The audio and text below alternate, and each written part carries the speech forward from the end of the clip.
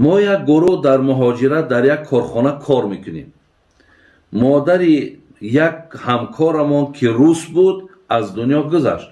ما برای برای گرانیدنش سوم جمع کردیم. آیا ثواب میگیریم یا نه؟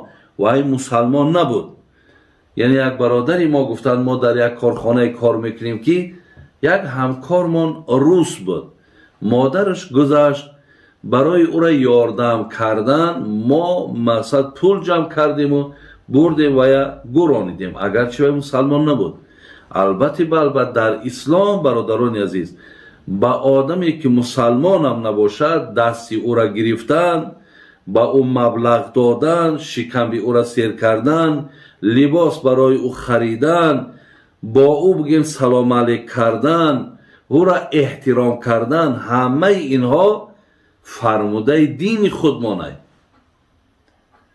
برای همین هیچگاه شما در نسبت همون نفرهایی که همکاریت هستند، هر ملتی که باشند، اگر مسلمان هم نباشند، برادران عزیز، بر ذمه ما و شما اونها احترام دارند، اونها مقصد قدردانی دارند، با اونها همکاری اجازت های و اونها را هم اگر بینیم کمبغل بیچاره هستند، برای یک پاپوشی، یک لباس، شکمش سیر کردن یا در این کاری که شما کردین پیش الله مهربان شما ثواب میگیرین.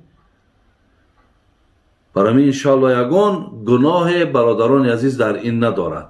سیا کاری نیک کردین و انشاءالله همین رفتارهای نیکی شما میدانین که مقصد تا چند ذوق اونها را، شوق اونها را به سوی دین شما زیاد میکنه و شما حتی در برابر یاردم کردن با گوشزد چون کنید که دینی ما، قرآنی ما اجازت میتد که ما حتی که با شما مقصد در یک طبق نان بخوریم، ما حتی طعام شما را بخوریم، ما از شما مقصد زن بگیریم، ما در حالتهای دستان نرسد کمکتون کنیم. گفته اینها را شما با بگوش اینا ترغیب کنین تا اونها مقصد الکی در قلبهاشون مهر و محبت این دین پیدا می شود. این عروس های گفته این کافر های ایرا گمش کنین، ای در کار نیست فلان، این سخنها را برادر عزیز قبول نکنین. من چیزی را برای شما گفته استم که معنای آیت قرآن و معنای حدیث پیامبر را گفته استم. برای همین انشاءالله کاری ثواب کردیم.